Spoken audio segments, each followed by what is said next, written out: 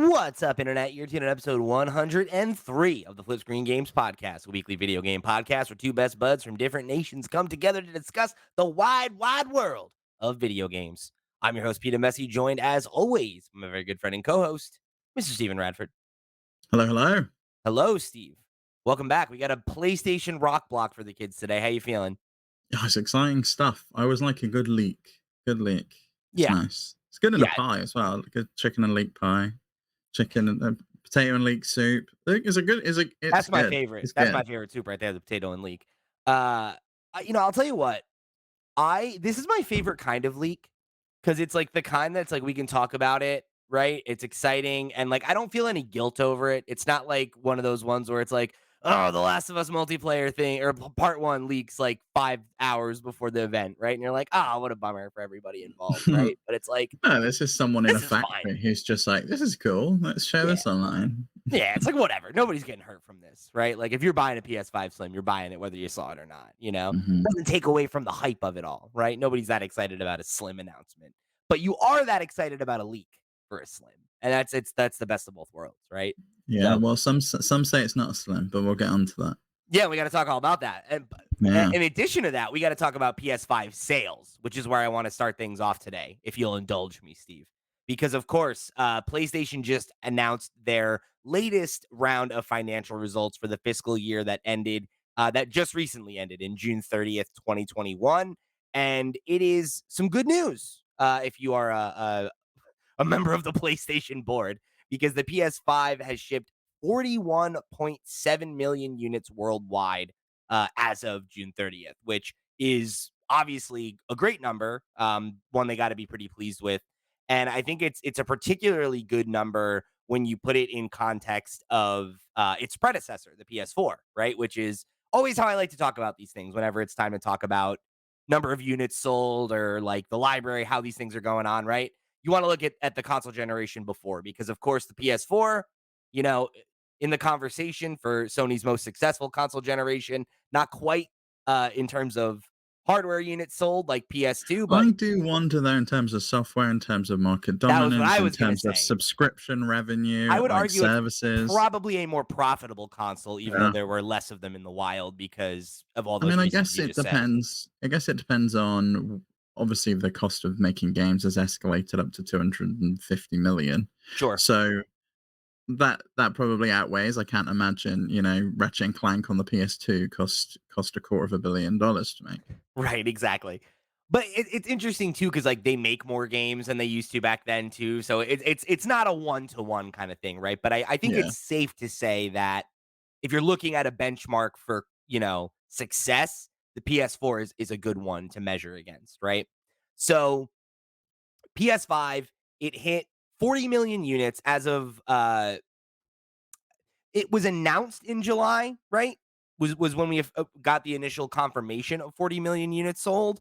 But based on this, it sounds like that actually happened by June, right? Because the full number was 41.7 million sold through by June 30th. And that includes a total of 3.3 million units that were shipped during the last 3 months of that quarter. So somewhere in that last 3 months, right, from April to June, we hit 40 million units, right? So pretty good. So then when you compare that to the PS4, right? Oh, sorry. And just for context, that means that we hit 40 million units after roughly 33 months on the market, depending on where that number is, right? But we'll say 33, and that says by July, right? So that's including all the way through June, just for the sake of simplicity. So now you compare it to PS4, it's actually very close, right? PS4 originally launches November 2013. It hit 40 million units by May 22nd, or 31 months on the Yeah. market. So we're like There's right there's a there. lot of parallels because as we spoke about, I think it was on the Steam Deck podcast last week, the PS4 Pro came out in 2016 as well, and we're looking at a potential revision to the PS5 coming out this year as well. That 3-year mark seems to be when Sony likes to look at those revisions. That is also And when we got the Slim. Both the Slim and the PS4 Pro came yeah, out within a month of each other. They came out in September and then November of 2016, respectively. So, yeah, seemingly we're right on track. Yeah, and this obviously take doesn't these numbers, like, look at them at glance, you're kind of like, oh, well, it's not quite hitting the numbers that the PS4 hit. You got to take into consideration that massive chip shortage when these consoles came out, Correct. and you had like a year, 18 months of not being able to get hold of one of these before it finally languished and people can just pick these up. And I don't know about in the US, but over in the UK, and I think this is more ammunition for the leak that we've had this week.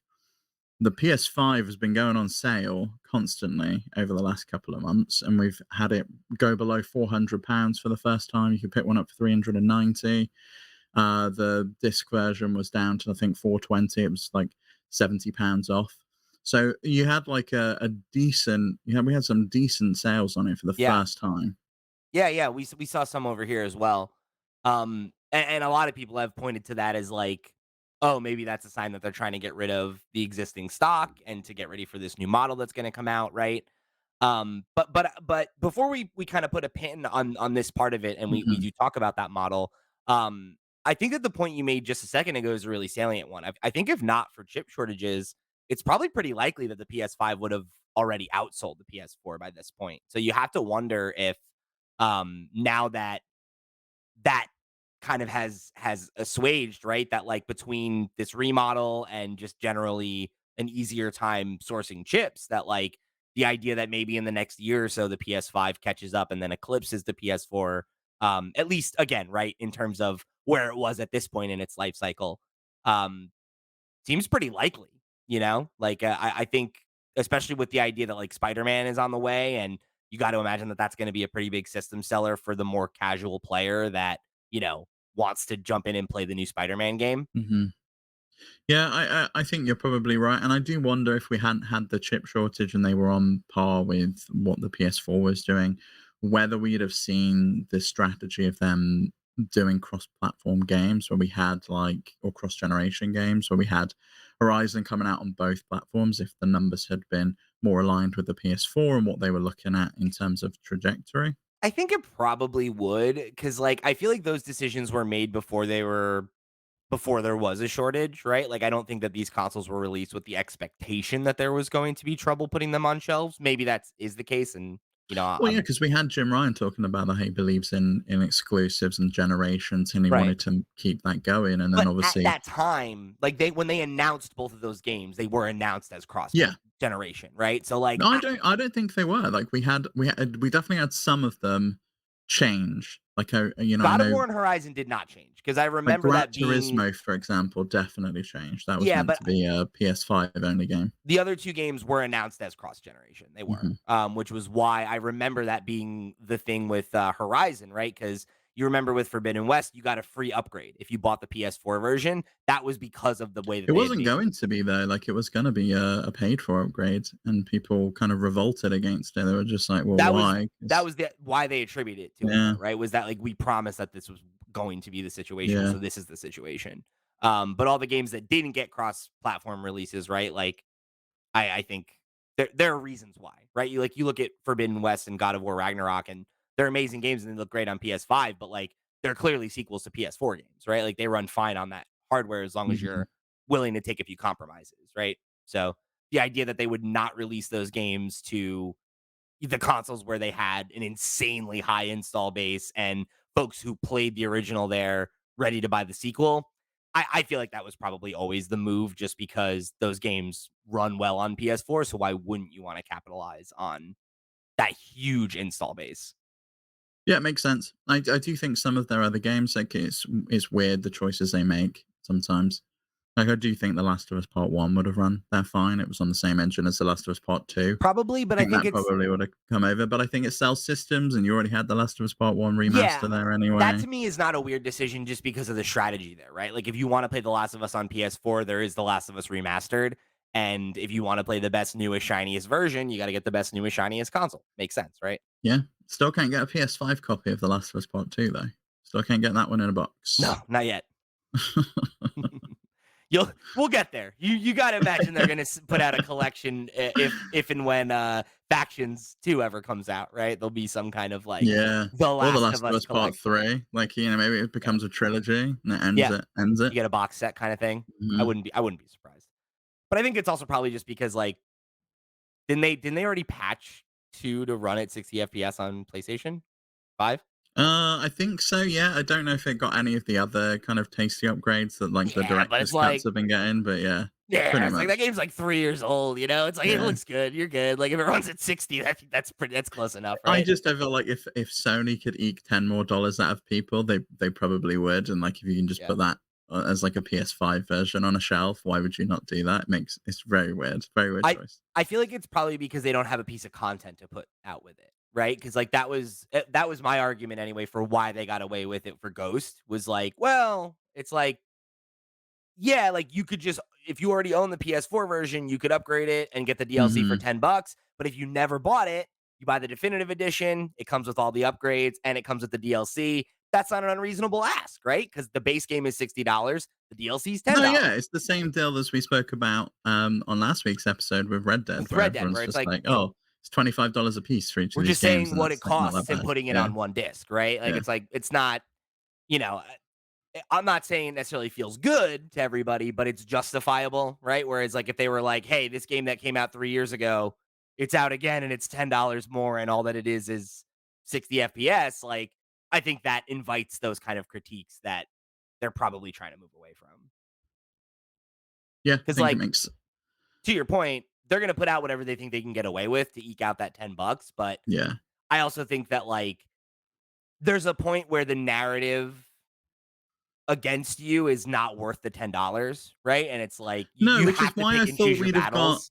I genuinely thought we would have got a collection of the 2, like part 1 and 2, just called The Last of Us, and that would have been the strategy, and that would Yeah. have been the route they went, and then they charged, like, $120 for it, and maybe you get, like, a little pin badge or something or whatever I they think put in something it. like that will come eventually, and there'll be a collector's edition that's like, "Oh, it's $200 and it's both games," and, you know, whatever, and, like, you get a Redo some, statue or like, some shit. statues that I missed, Yeah. you know? Yeah, just Who knows, remake them. though? I don't know if they're even like, they might stop doing bundles like that because with the Spider-Man stuff, like, they decentralized the whole bundle, like, the collector's edition statue that you can buy is a unique thing, the controller and the Well, like, that didn't was you a have the different same thing with bundle. Mass Effect? Like, you could buy the helmet separately? Mhm. Which is a pretty Yeah. good way of doing it, because if you don't want that, you can kinda go piecemeal and get what you want. Yeah, I remember when that one happened, everyone was like, "What? It doesn't come with the game?" But it's like, "No, this is great because now I can buy it digitally and play it day one, and Yeah. it'll show up when it shows Well, up."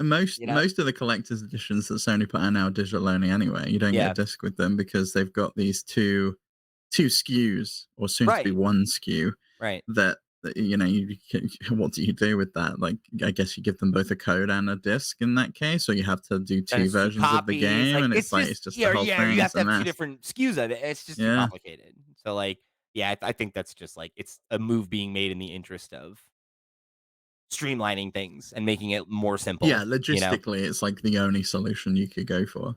Yeah. Yeah, as you kinda, like, give consumers more choice over, like, what their Mhm. unit can do or not do, right? Like, it's like, okay, well, that opens up all these questions while we're in this kind of, like, last gasp of physical hardware era, right? Because I think increasingly we're gonna move into a world where the only physical stuff you get is the collector stuff, and, you know, games are just gonna be digital. It's only a matter of Yeah. time, I think, at this point. So let's talk about the Slim because I'll say Slim in quotes, PS5 Slim, because I think the question for me now becomes is this new model what the PS5 needs to catch up and eclipse the PS4, right? No. Because we're a couple million behind. You don't think this makes a difference? No, I don't. I think this is wholly for them to make more money from their PlayStations. I don't think we see a price reduction. I think it's 100% so they can ship these easier, and they'll charge more for an add-on drive, and then the majority of them being sold are now digital only, and you can choose to go physical later on if you want to. But if you don't want to, well, then we've suckered you into our PlayStation store and we get 100% of the profit on our games. But I I don't think it makes a difference in terms of sales. I don't know. I'm interested to see because generally speaking, a new model comes alongside a price reduction. I mean, we've had a price hike. I don't think we're going to see a reduction. I think if we were gonna see a reduction, maybe it goes back down to what it was, but I think it's gonna be maybe a price reduction on the base unit, but then if you want a like a drive to be tacked onto it, then I think it's gonna cost more money. I think this is the time the US gets the price rise. I think it's probably $399 for the base unit, and then you're probably gonna go for at least $100 for the drive, maybe more. I don't know Mm. what price the PlayStation's selling for there at the moment. In the UK, it's 479. I think we're at 500 flat, I think is the Okay, price. I could see 500 flat staying, and they probably charge $100 for the drive. Oh, you know what? It looks like it is 450 actually. Mm. Yeah. Yes, it's like way cheaper than the UK when you Oh, no, take I'm into sorry. account. Okay, it's on sale right now is why. The Okay. sale is still going on, and it's until the 20th of August. So, Yeah, they're trying to get rid of them. yeah, the standard price looks like it's 500, but right now it's marked down. Hmm. Okay, which is a good price. I Yeah, think 50 probably bucks off is good. 500 is probably where it stays though. And I don't know. I don't know. Like maybe, but I guess I wouldn't be surprised if because think about this, right? Like I think everything you said is spot on, right? I don't think it's like an either or situation, maybe. Cuz like if this unit is cheaper to produce, right? Which theoretically it should be because it doesn't have a disk drive and it's a little smaller, right? Like should be cheaper to ship, which I think is the biggest issue that they've got, is that sure. they're shipping 2 SKUs to different places, and it's an absolute Right. mammoth-sized device. So say that you start saving money on shipping guaranteed. Say that you save any amount of money on the build, right? You knock $50 off of it, like Then and maybe and they then knock $50 and and then the that makes the drive. digital version cheaper, but I think the Yeah. drive takes you back up to 500. I I think know. that's the price they Right, want. exactly. I think you're right. I think you're totally right that the drive brings it back up to 500, but so what? Like cuz I would argue that to take it back to my question, that does represent a price cut. Cuz if you don't care about having the disk drive, then it's cheaper. It just What's is. the How much is the Series S in the US? Series 299. S is 300 flat, right? Yeah, so I think if they can go 350, maybe 380, maybe it's only even $10 down. It's like 390 or something. I don't know. So it I looks like think. it's 330 from Xbox on Amazon right now. Oh, see, I'm seeing it on Xbox.com is 299, and Okay. Walmart's 299. Okay. So I think it's probably 299 these days. But Interesting.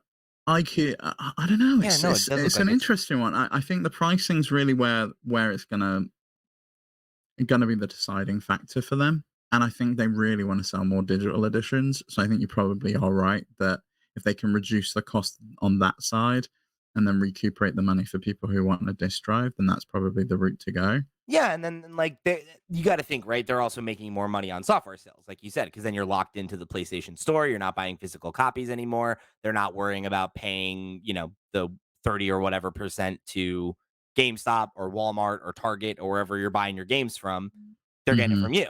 So it would make sense, I think, even in that mindset of like you sell the console at a loss because you're locking them in from then on, right? Like, and what a loss means could be anything, right? Like it could be like, okay, we knock it down and we're eating $50, but then they buy one full price game and we're back in the black, right? We're up from then on. That could be the case, right? I think I could see that being the overall strategy, right? Of like, let's tighten this up, tighten the offerings. We only have one unit on offer now. And, that, It makes it so much easier. Like, I want a PS5. Okay, here you go. yeah, Not, oh, do you want a digital version that only works with the PlayStation Store, or do you want to go physical and that costs this much more? And it's like two yeah, different boxes. It does really make it a lot simpler as a consumer to buy it. It does remind me a little bit of, do you remember back in the 360 era and you had that little HD DVD drive that you could buy as a little tack-on device and that looked like a little mini Xbox? Like that kind of is what the disc drive feels like to me. It's like mhm. an afterthought stuck on the side of the device, even more so than the original PS5 looks. It's like, here you go. We'll stick it on the side for you. Do you think though? Because I have a few questions about this device. One, it's only 5 centimeters smaller, which is not it's not a big difference at all. 5 centimeters is No. tiny. Do you think this drive works with the current digital edition, and they kind of figure out a way to allow people to buy the drive to upgrade their current digital edition? Maybe it doesn't tack onto the side and it sits separately and plugs in through USB? Or do you think this is just for the new version of the PS5? I would think it would work either way because from what we have heard from like Tom Henderson's reporting and others, right, is that it's supposed to just be a like you said, a disk drive that connects via USB. So I don't see why if it connects through a standard USB-C port or an A port, right? Like your PS5 has those. So I don't see why it couldn't connect in the same way that, you know, like this is kind of a weird comparison, but the Smash Brothers GameCube adapter, Yeah, yeah. right? Like the one that worked on Wii U Works on works on the everything. Switch because it's the same inputs, right? So like why would it matter? So I think unless it needs, you know, like unless the existing digital version like has a USB port that's not powerful enough or not fast enough to write quickly enough or like unless there's some limitation there where for whatever reason they just didn't have the foresight for that and there's no way Well, I don't maybe think so. but Like I doubt it. it can power the VR2. Like, Right. you know, it's powering Exactly. 2 screens in a PlayStation VR2. There's no reason it shouldn't be able to handle a disk drive. So that's my question is like I think it's less But a do they question lock of it out on purpose? You know, that's something that I could see Sony doing and being like, well, this only works with I the can't new I device. can't see that because there's no sense to be made of that, right? Like excluding like the most hand wringing, like villainous, like you know, haha, we'll screw the people that bought the original digital version, and then we'll let people buy a new digital version. Like it's just if the goal is people are going to buy we want them to buy digital, right? Because that locks them into our ecosystem. We're going to give them the option to maintain physical, but to do that, they have to pay, you know, the $100 tax, the $75 tax, whatever it is to buy this add-on. I think that's the trade, right? Is that that's how they swallow the fact that you're going to buy outside their ecosystem is okay, well, we're going to charge you for this peripheral then. Yeah, I think you're probably right. I don't know because it looks so molded to the device, and maybe it's not. Maybe it's a normal drive, and that kind of goes over the top of it and hugs it, and maybe we'll see a different plate that fits onto the current PS5 that can kind of go over the top of it all.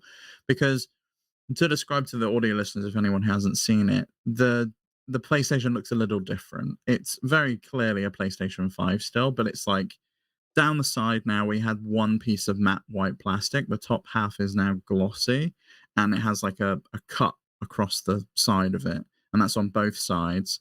And then the bottom half where the drive is like a separate piece compared to what you've got at the moment where it's like one piece of plastic. What do you think of the design? I think it's pretty good. Like I like that it still mostly looks like a PS5. I don't think it looks all that much different, right? Like it kind of Which is unusual for Sony. They usually mix things up. Like I think about the PS4 Slim and the PS3 went through a million yeah, but I iterations. mean I think this just speaks to the fact that like what Tom Henderson from Insider Gaming was talking about, where like this isn't a slim, you know? This is more in line with what you're saying, where it's less like a mid-gen refresh that we're used to, and it's more a redesign to simplify shipping the product, right? So Tom, who you know we shout out all the time on the show, he's a great reporter. Go give him a follow over at Insider Gaming. He responded to all of the viral, like they're basically to give you a breakdown of like where these leaks came from because we started talking about the unit before we talked about that aspect of it. Mm. Andrew Marmo, who is formerly of Video Games Chronicle, he worked at Wired for a while, I think, as well. He revealed the original screenshot on Twitter for the West, right? He found this image from a Japanese message board called bbs.a9vg.com.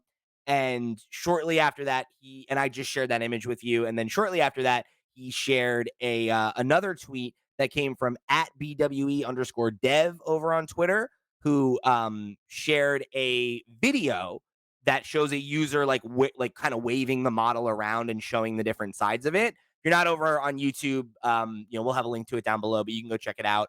And you can kind of see where you can see on the unit where the drive like snaps on. It has like these slits that show it like it looks like it slides in. That I guess is the interesting thing in terms of what you said about it being able to connect to the older unit is like, can you just connect it not like and not have it attached to the unit? Yeah, like, Is there going to or be can I just use the same faceplate? Like, could I? Because they sell them, right? And seemingly that's going to be the end of. We're never going to get a special edition other than the the Spider-Man Spider-Man one? faceplate. So we got And now. again, That's it. that feels weird to me. Like if you're asking me like what I think of it, that's I think the weirdest thing is that this faceplate thing has like never really taken off. They revealed they released a couple of them, right? There's like 5 or 6, I think, between like the colors that match the controllers. There's like the purple, the blue, the pink. They did a camo one, I think, and then there's Spider-Man, and I think that's it. Yeah, that's it. Really weird because There's like a black one as well, which I think makes it actually look nice. and it's like looking at this, I don't know, like it could maybe there will be faceplates for this thing, and we just can't see that because looking at it, I don't feel like when you look at the base PS5 that it's obvious that you can take pieces of it off, and that's what this looks like. So it's like I wouldn't 100% count it out, but in the same breath, like that was my assumption when I saw this is like, oh wow, so we're done with faceplates already, huh? Like we've gotten one cool collector's edition faceplate, and we're killing that off. And Yeah, I don't because know, the top maybe pieces, the top shiny white pieces, don't look like they come off in the same way that the bottom piece comes off to me from the short video that we've yeah, seen. but again, right? You're talking about it, and it's the top It's a shiny part. 9-second video. Yeah. Yeah, and like the bottom could come off, right? Like the bottom Yeah, I looks mean like the that bottom could be definitely replaced, has to come off because, or at least one side of it, because the right? drive's got to come off. So that's kind of And my I could see it, but even if they did faceplates, I don't think we're getting faceplates for the old PlayStations anymore. I don't think me and you are going to get a new faceplate. I think the next Spider-Man 3 faceplate or the Wolverine faceplate is probably only going to be for this thing. maybe again, it's like I don't know because it doesn't seem like they print that many of them to begin with. So it's like, would it be Yeah, I don't that? think it's a very common thing that people swap out all the time. Like No, people no. did. I did it once, I think, on a 360, and I also did it on my GameCube. Like the little top circle disc comes out of the drive, and you can replace it. That was it. I did it once, never did it again. Just left it. I mean, I'm dying to get this Spider-Man one. Still haven't been able to get my hands on Yeah, it. which So I think is really cool that they're doing faceplates rather than you have to buy a whole new console, and I yeah, do like that. I think that's a really good move. yes, I'd be bummed if that was done forever, but I mean, it might be. But there were a couple other little like observations I think worth pointing out. BWE, who shared the video that I was just showing y'all, said note that the SKU on the case doesn't have an A or B disc/digital. So my guess is that it comes without the drive, and then you buy it and attach it later, like in the video. Would it then be slim enough to call it a slim? Maybe it's definitely thinner when you compare the bottom. Which is in 100% in line with what Tom Henderson wrote back in last September, where they're saying internally they're calling it the D chassis, and it's almost identical hardware to the existing consoles, but that it has a detachable disk drive that connects to the PlayStation 5 using an extra USB-C port on the back, and there's Right. also an extra USB-C port on the front. According to the video that we've seen, there's 2 USB-C ports on the front instead of just the one. And to just pull a little bit more from Tom's article, because Tom basically wrote a new article responding to these leaks and kind of reiterating some of their previous reporting. One of the things that he called out, Steve, I think, just did a good job of breaking down like his reaction to the actual unit and explaining that stuff. But he did say back then we also reported that PS5 revision will not be a PS5 Slim. Instead, it's a mean of streamlining the manufacturing process and reducing shipping costs, which is exactly what you just said, right? So I think that is probably the onus, but I guess my question then becomes is like when do we get word on what it costs, and is that something that could move the needle? Because I think if what we're talking about makes sense, like getting the PS5 down to consistently being at 450, I think will help move units for sure. Yeah, and there's also lots of things they could do, right? And we know we're gonna have a presentation this year. Jim Ryan's told us that. He revealed the Project Q. They didn't have a name for it, and he said we're gonna tell you more about that again soon. And we've not heard anything about it yet, so we know that that's coming. Um, Tom Henderson also did like a great article again over on Insider Gaming with the hardware timeline to holiday 2024, and that reiterates that the Q is coming in Q4 of 2024, and he's calling it the Q Lite. I don't know if it's going to be called that in the when it actually comes out or not. I don't know, and that the PS5 Pro is going to be next year, Q4 2024, and that they are still working on a PlayStation 5 Pro, which we also heard about in the I think it was the FTC stuff with Xbox, So that I where they want to spoke about correct that. you on because they talked about the Slim at that point. Oh, Uh, okay. in the court document, Microsoft had made mention of the PlayStation Slim and said it would be released later on in 2023. So I think that that's kind of led to this narrative confusion that we have now, where it's like, okay, so it's a slim, it's not really a slim. There's a Mhm. pro coming next year. What does that mean? Like, I think the fact that we're using all these terms kind of interchangeably and they mean something in the context of the PS4, and right now they mean nothing in the context of the PS5, right? Because there is a new model, it is smaller, it is not a quote unquote slim model, No, right? it's Which not is thinner that in any means way. something. That Like, right? it's Like a that's tiny meant bit something shorter. since the days of the PS1, right? Like, and I mean the PS1 ONE, ONE. the Yeah, little yeah. the little guy.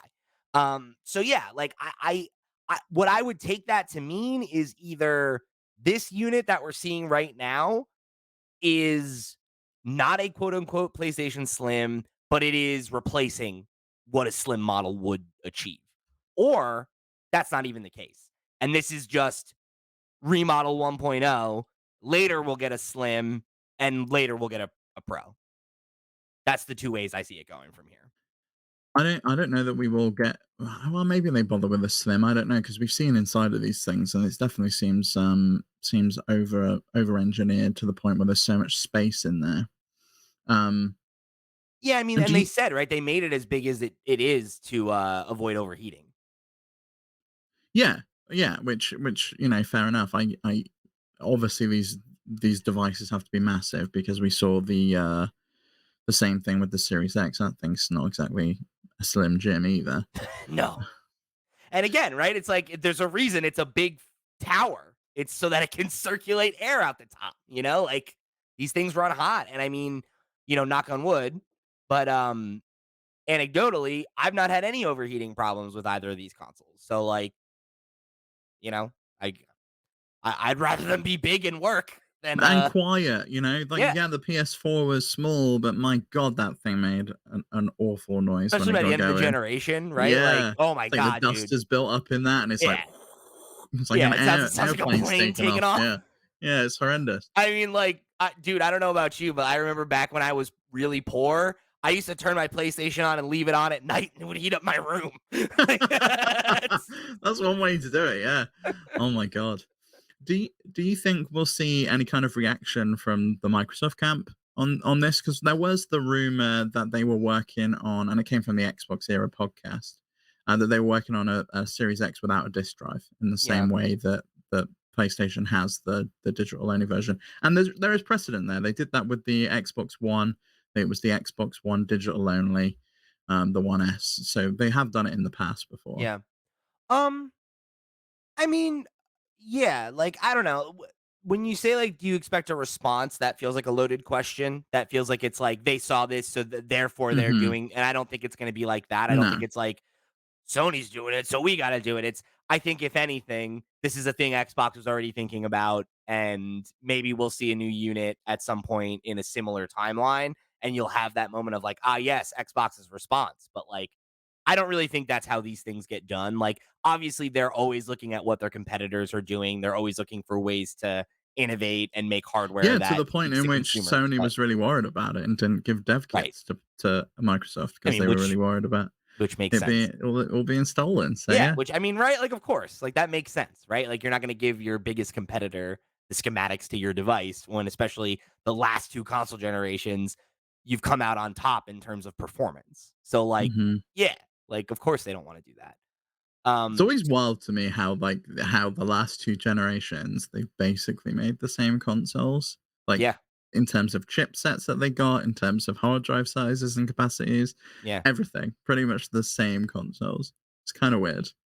Yeah, yeah, and it is particularly funny because I remember that being a talking point with PS4 versus the Xbox One, where it's like, oh, the PS4 is more powerful, but the Xbox is 500, it's $100 more, right? Like, it's like, why would you buy that? It's like, the parity's gotten closer and closer as time's gone on, right? So now so much of it now comes down more to use case and your identity as a gamer and like what you're hoping to get out of the device, right? Like if you want certain types of experiences, you're going to go to one or the other, right? Or if you want to take advantage of the value of Game Pass, or if you want to take advantage of the ubiquity of PlayStation, or the online functionality of Xbox, what have you. Yeah. Do you think one of these is going on your Christmas list, Pete, along with the Project Nah, Q and the new Sony in-ear PlayStation headphones maybe that they those. did?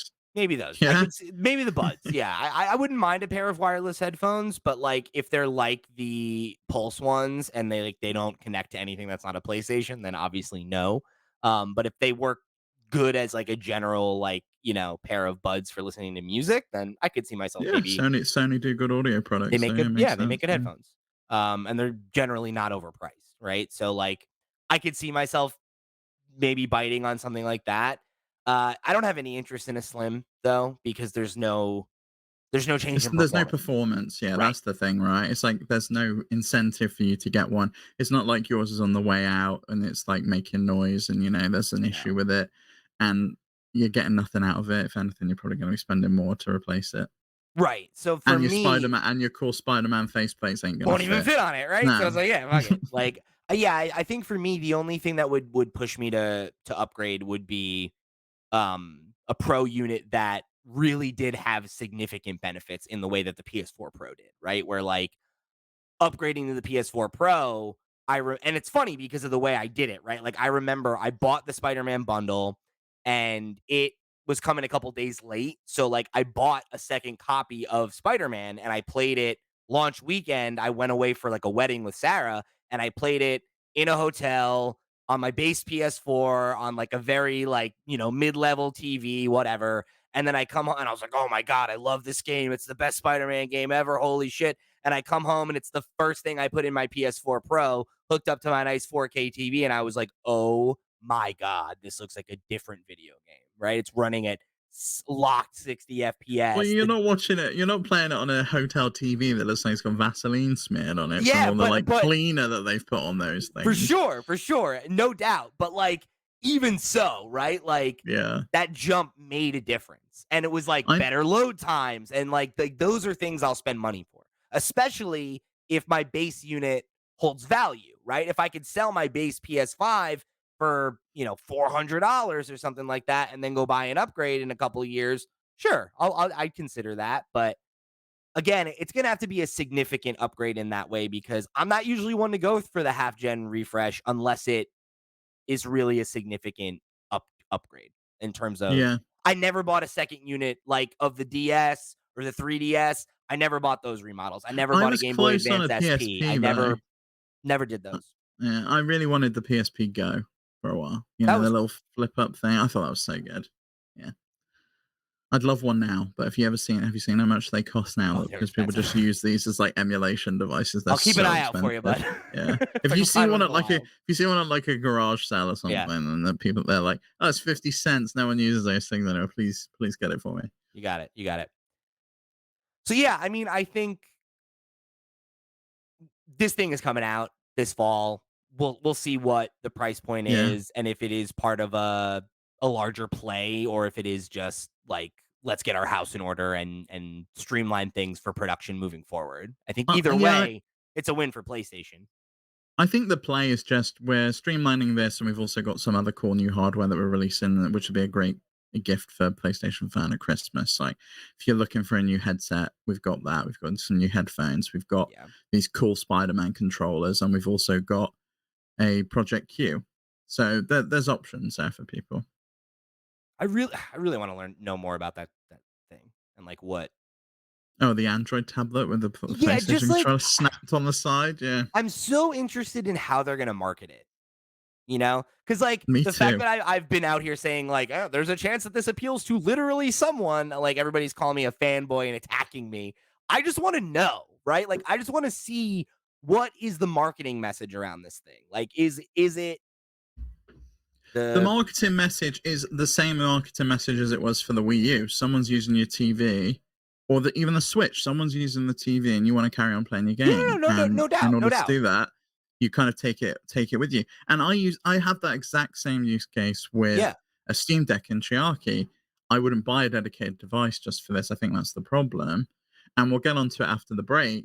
I could see this tying in with potentially the cloud streaming stuff yeah. if they can make this work outside of your home.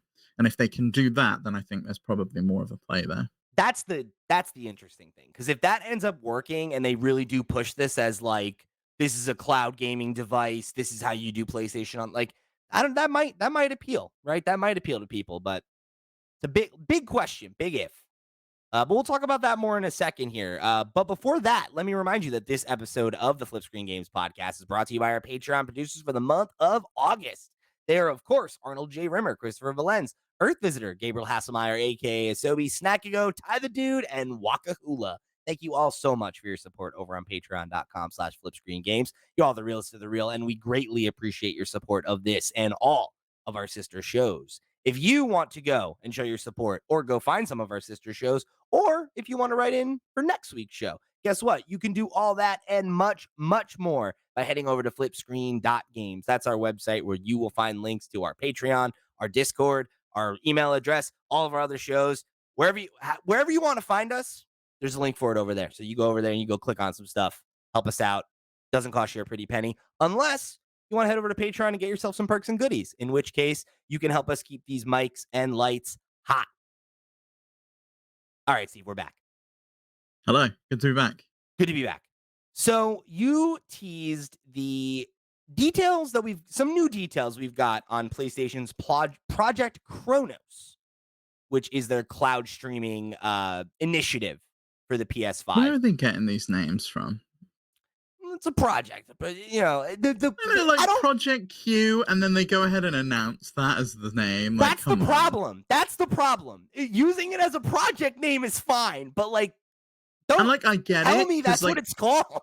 it worked so well for Microsoft in the Xbox One generation. Like, people were so hyped for the Project Scorpion or Scorpio, right? Scorpio. Yeah. Yeah, they were so excited about that, and like they did a special launch edition with the like Project Scorpio on there, and there's like a little scorpion inside Yeah. of the device. Like, I get it, but I mean, Project Q just sounds like a That's failed. lame. Like you could have just like, Yeah, because it's like, the GameCube was the dolphin, like we know that, right? Like code names are a thing. We're down with the code name, but it's like Q?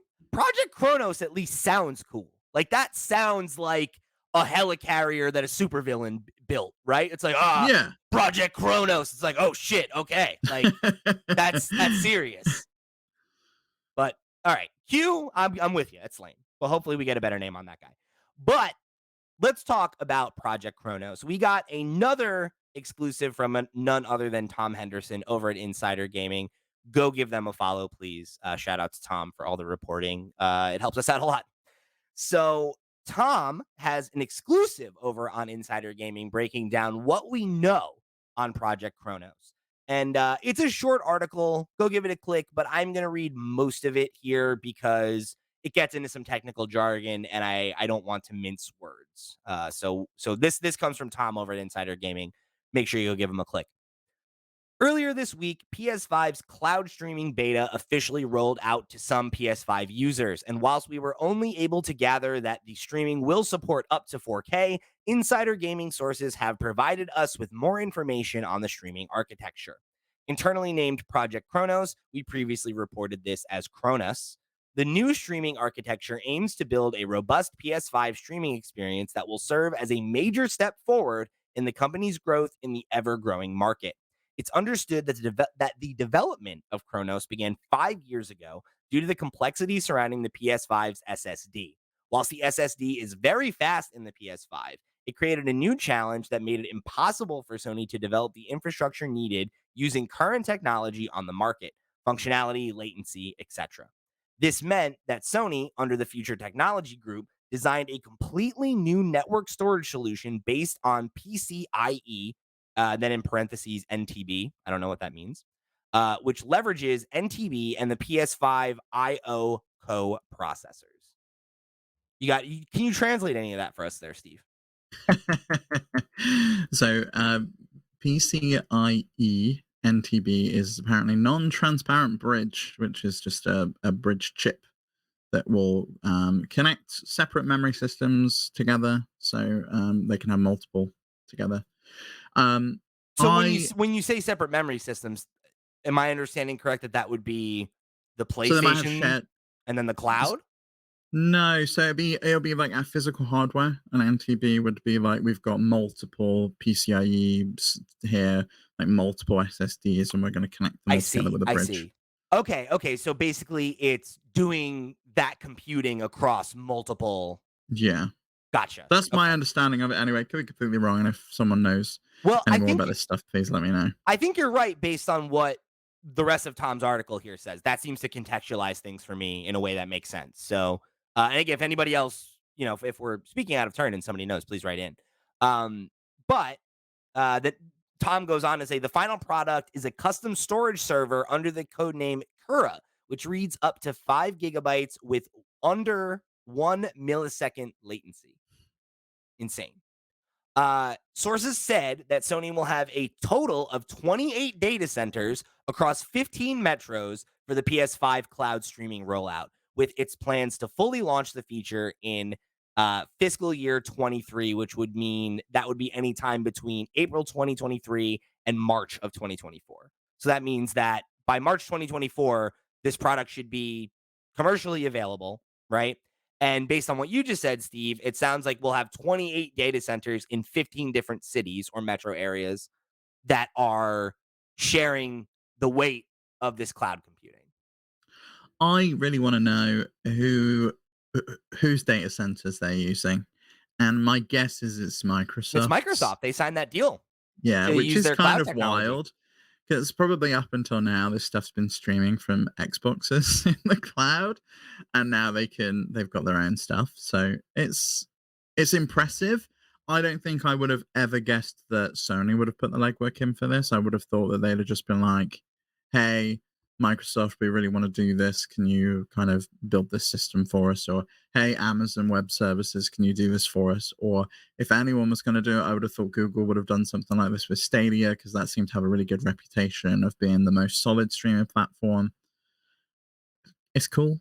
I don't know that it's necessary. I mean, I don't know the back end, but we've seen like this SSD. I feel like is just such marketing BS at this point. Like we've seen that Ratchet and Clank, which apparently could only run with the power of the PS5's crazy fast SSD, can run on a PC with a normal SSD, and it's completely fine. Yeah, but that's not totally true. Like you're totally misrepresenting that. Like there was a breakdown by Digital Foundry where I believe it was Digital Foundry anyway. That's like that is actually true. Like yeah, it can run on a non SSD, but it's because No, I'm not on of about a non SSD. I'm on about it can run on a normal SSD, one that's not this PlayStation crazy fast one, sure, but which it can't run it. was the It marketing can't run thing. at the fidelity of the PlayStation 5. Like if you're willing to make compromises and bump it down to 720 and a lower frame rate No, and no, everything, no, then no. It can run on a normal SSD, an NVMe drive. It pretty can run on an sure NVMe SSD with higher fidelity textures than the PS5. you might be right, but I remember reading this breakdown that was basically saying that It won't the run on it won't run on a SATA drive, and it won't run on a hard disk drive very well.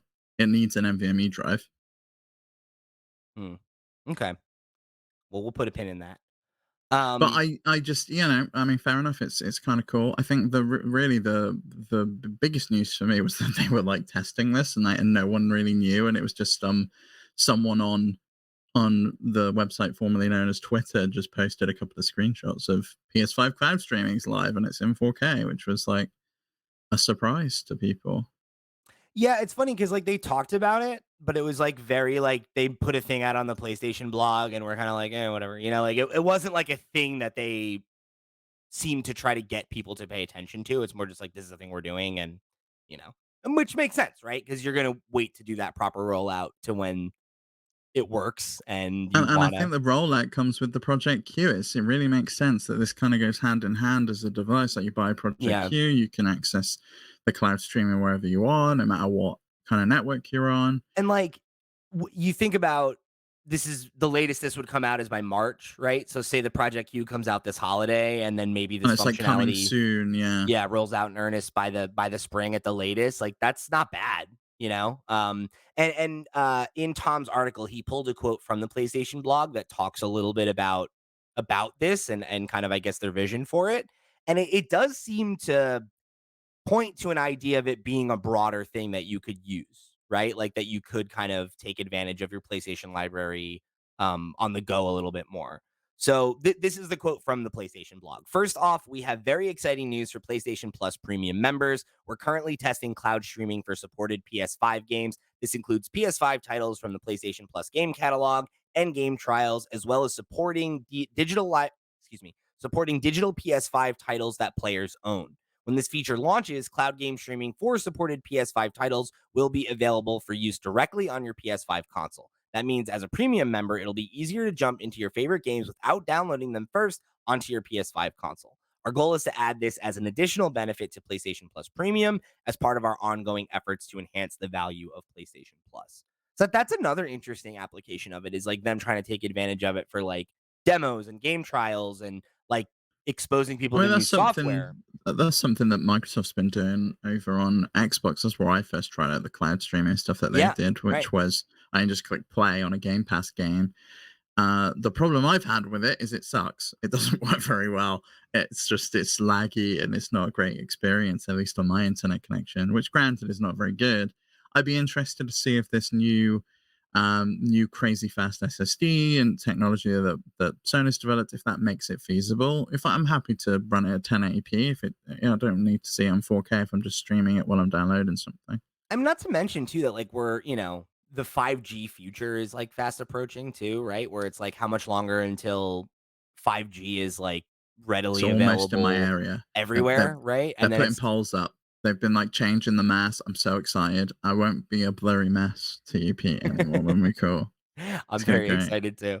So I mean, that's an interesting angle of it too, right? Is like when you get to a point where 5G makes like high quality internet more of readily available, like, could you maybe take advantage of this technology alongside something like Project Q or an iPad or Yeah, whatever, which is and where I have don't understand a like why. seamless cloud PlayStation experience? I mean, that was something I said when the Project Q got revealed, is that they should have just put an eSIM in this thing and like a modem and had it connect to 5G. Because if that's something that's possible, it's what they envisaged the future of the PS Vita was. Like you could buy one with a 3G SIM card You slot remember in that? there. Like the launch ones, Like, you could yeah, you could straight up get a phone plan for it. yeah. Like, And like you could do if you could do the same thing, but it's like an eSIM and I just opt into a plan in the same way I do on an iPad with like a cellular connection.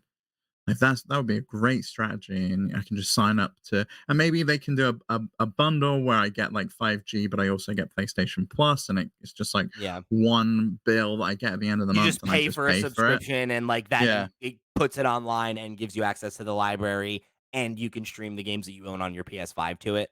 which would be great. Like that I is mean, a shit. product that I would be interested in. Especially because in that scenario, if it worked the way that you just described, theoretically, you'd be able to use it if you didn't own a PlayStation 5. You could just stream the library. And like, Yeah, granted, that's not as good as Xbox right now, but like, it's something. and like I mean, PlayStation won't care because you're still buying the games from them, which is Mhm. great. And it does Or seem or you're like paying the subscription fee, right? Which is the other way to go.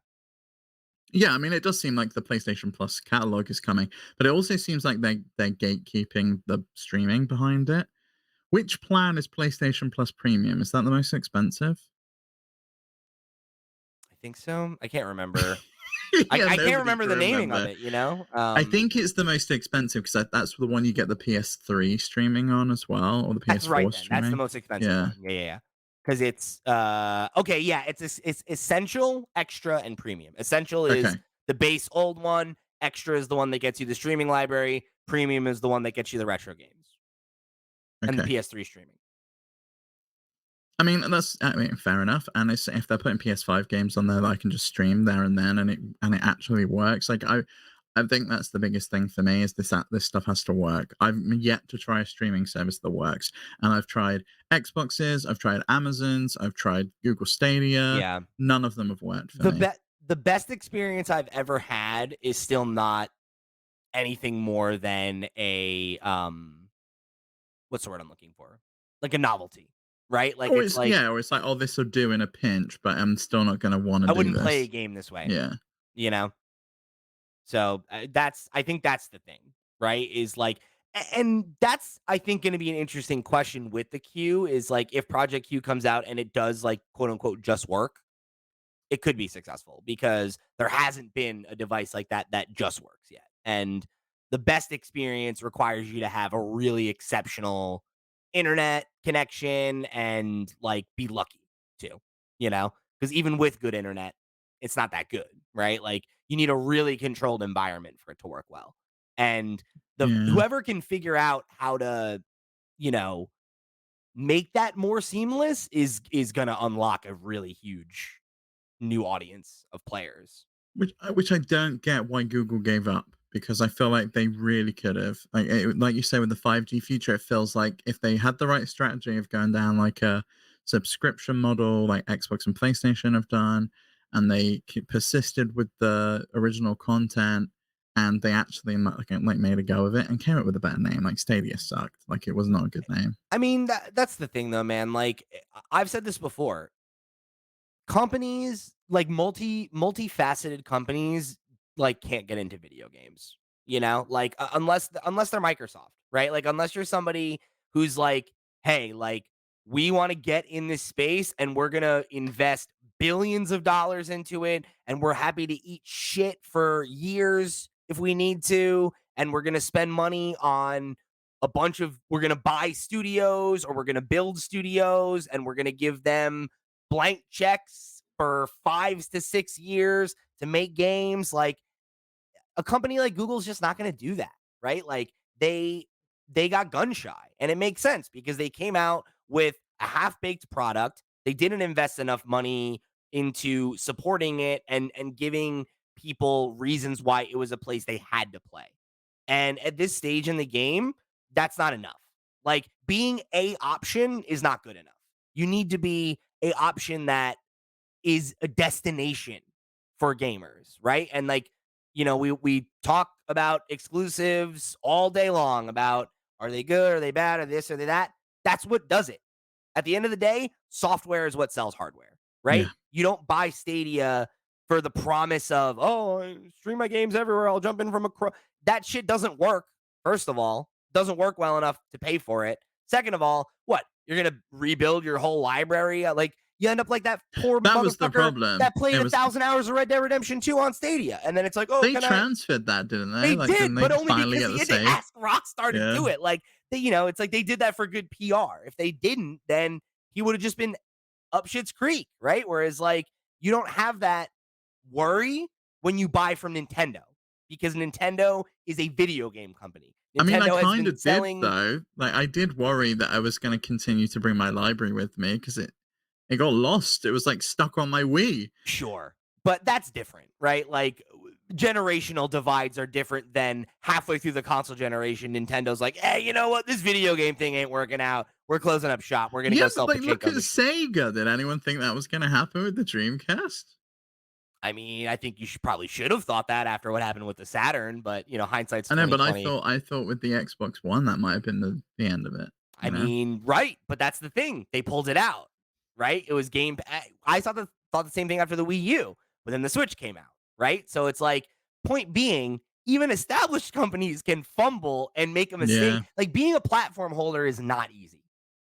And it's already a crowded market. There are already 3 established, entrenched console manufacturers that folks have a history with and a relationship with, and that's who they want to get their shit from. And then on PC, you have Steam. Look at how much pushback there was to the Epic Game Store. It wasn't even a different platform. It was a different I storefront on the know, but platform what's you're really already on. And I people never were like, understood that. absolutely not. Yeah. I never understood it because like people are so welcoming for something like GOG.com. Yeah. But when it comes to Epic Games, it was a big no-go.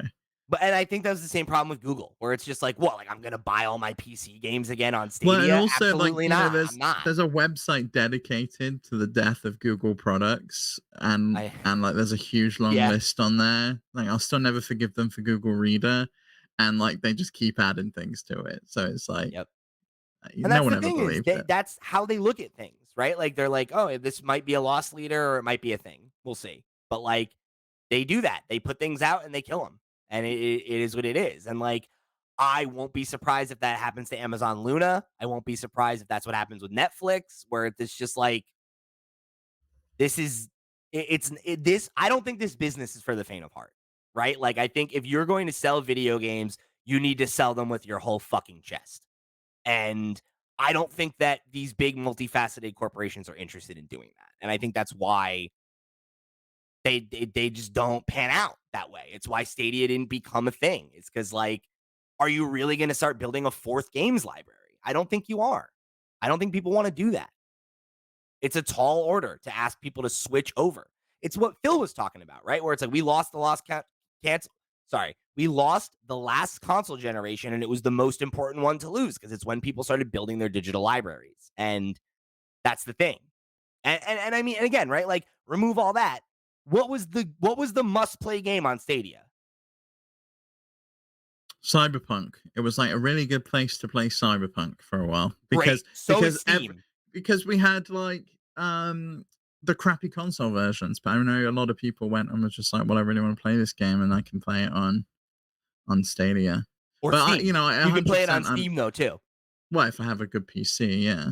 Right. Like, that's the thing, right? It takes that cost of entry out of things, and Yeah. I do think streaming is the future, and I do see a future in it. I think as 5G rolls out, it makes more and more sense. I think it's If I part of can the get future for sure.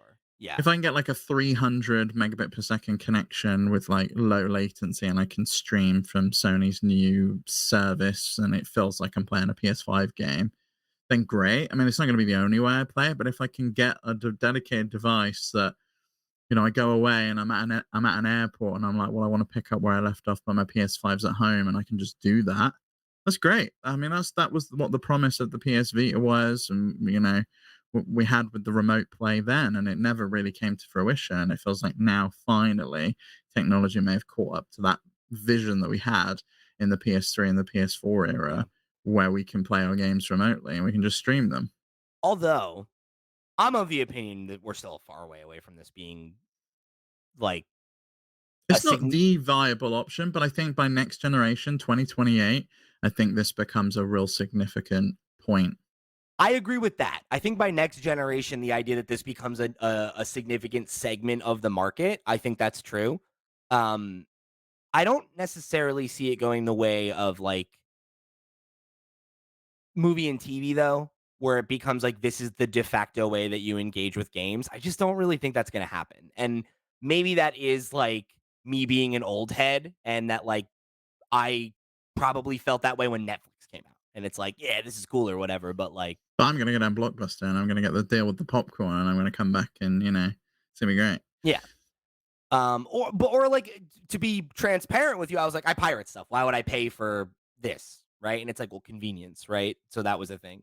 I don't know though, because it's like I think there are lots of people I could see it working for where it's like, yeah, like I stream from my television and like that's cool or whatever, and that's good enough. But I like, think that is gonna be good enough for someone who wants to play FIFA or wants to play Call of yeah. Duty, and that's all they're playing. But I think I like for really the do. the us's of the world, right? You and me and the Yeah. audience, right? Like I But don't that's the same way as, like, it becomes, like, more of an enthusiast thing, like, yeah, I'm really excited about it, in the same way that, someone who spends money on headphones or audio equipment because they wanna listen and experience it in the best way possible, right. versus someone who uses the headphones that came with their iPod 20 years ago, and they're still using them, and Still they're cool. okay Yeah. with it because 'cause they're still, like, it's still a music delivery device, and it sounds good enough for them. Yeah. And I think there are 2 types of people. I agree. Yeah, and I think that's probably the case. I think we'll see that more and more where like the emergence of like the quote unquote casual market is less like the way to appeal to casual players is like phone games and this and that. And it is more like, oh, you want to play FIFA? You want to play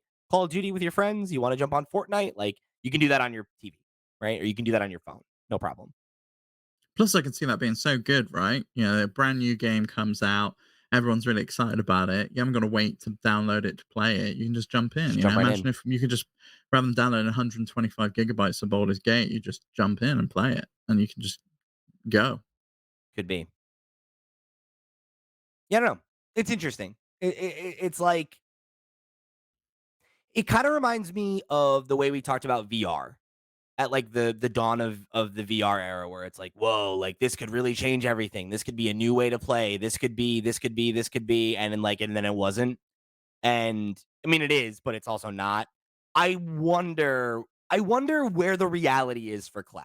Is cloud going to be a thing where right now we're like, there's no way, and then in a couple of years, it's like everything's in the cloud, and that's just how we do everything. And you're paying a subscription in Nintendo, Xbox, and PlayStation instead of owning a box and whatever, whatever. Maybe that is a reality. Um, but I don't really see it. I don't see it. Like I feel like there's so many things standing in the way of that being the de facto way we do things.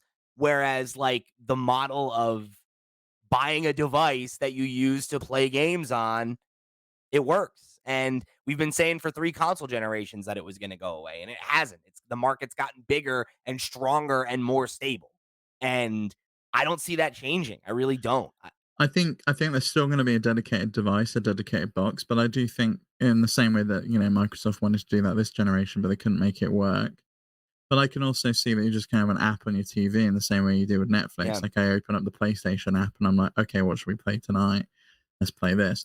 But I don't, maybe every game's not there, but most of the games are.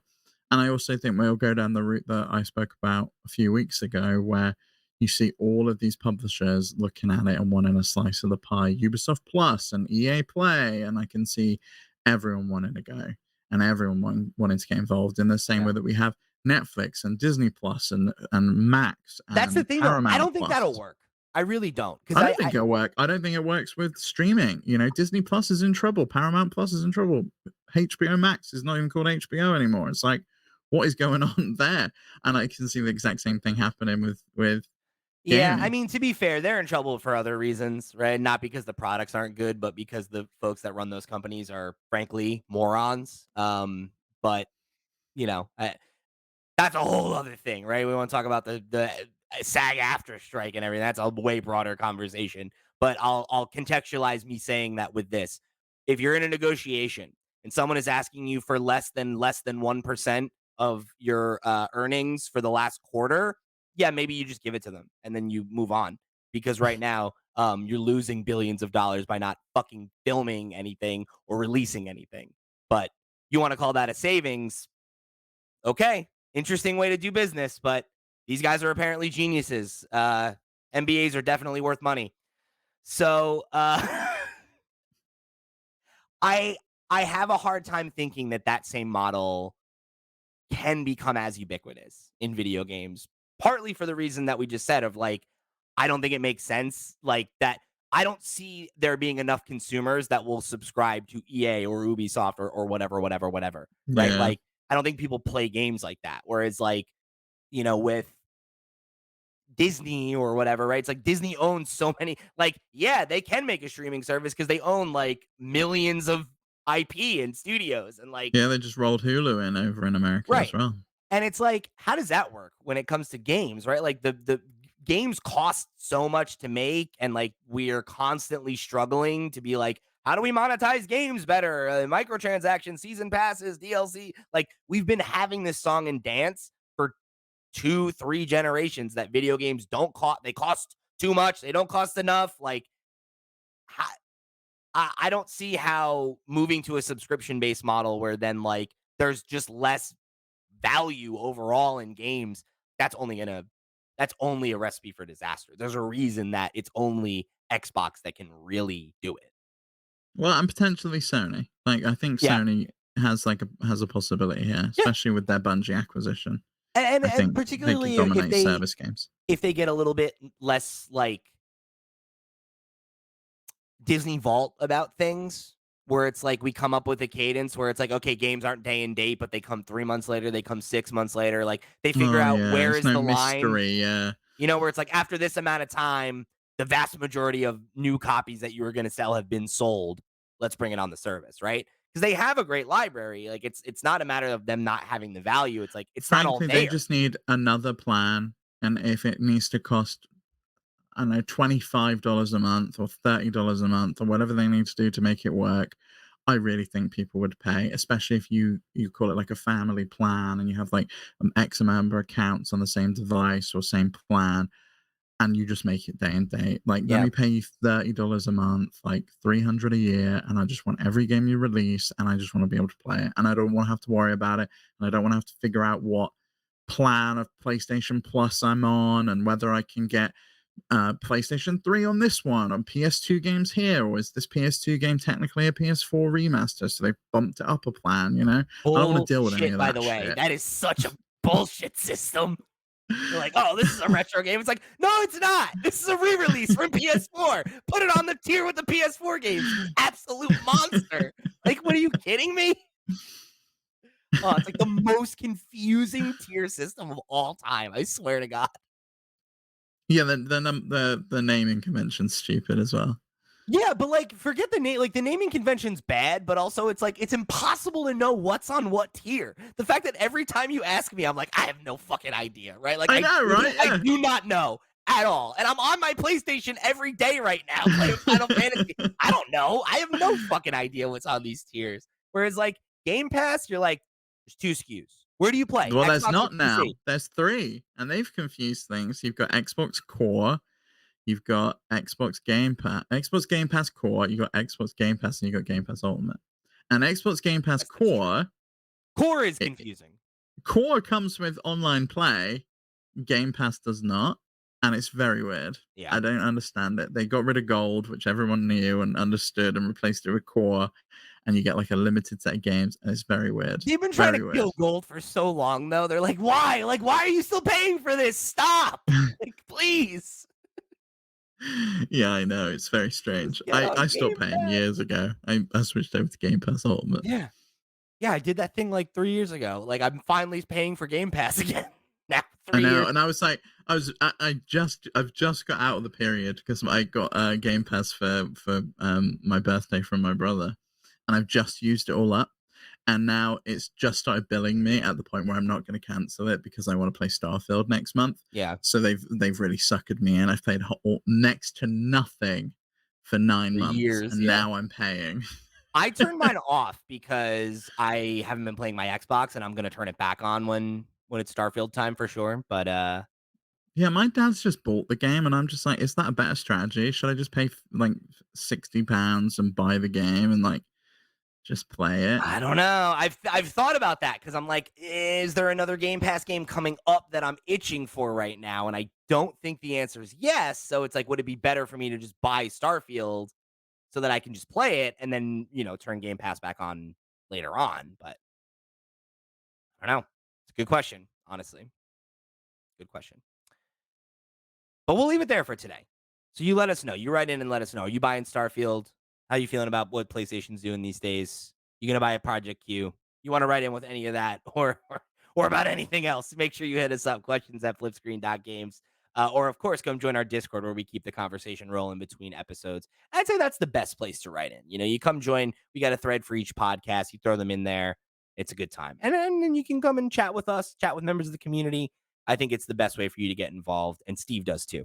But guess Yeah. what? If there's a bunch of other ways that you can get involved, and you can go check all of those out at flipscreen.games. That's our website where you'll find links to our Patreon, our Discord, our email address, all of our sister shows, and much, much more. However you want to get involved or show your support, flipscreen.games. That's the website. Go over there and click on some stuff. It helps us out quite a bit. Steve, great work today. Yeah, this is a fun one, you know? Usually I'm just like, what are we going to talk about? And I was like, there's so much PlayStation stuff. Let's just do it. And there was a lot more than I thought. We also, you and me, we love to get on a tangent and talk about Stadia for 15 minutes or whatever the hell Oh, we're yeah. doing on this show. You know, anytime I can stamp all over a shell of a former gaming service, I will. That's not where I thought you were gonna go. For a second, I thought you were gonna say whenever I can stamp over your show notes and the plan that you had for an episode. I was like, damn, all right, like Yeah, that works too. Yeah, okay, right. Now I know how you really feel about me derailing it. At least I'm not as bad as Max. He's like, right, let's derail within 2 seconds of the show he kills starting. me because he acknowledges it. He's like, "Oh, I'm about to grab the handbrake," and I'm like, "Could you not? Like, shut up! I got a show. I got a post here." Because I'm literally reading through news right now, and he's just like, right, but what about this Channel 4 logo from 2002? You know, hey, we Or do. he's like You know, correcting your grammar. He's really funny. I we really do like our Max. best. We do our best here, right? Anyway, yeah, go to the website, click on some stuff. Thank you guys for tuning in for another episode of the FlipScreen Games podcast. For the crew, I've been Pete. He's been Steve. We'll see you next week, babies.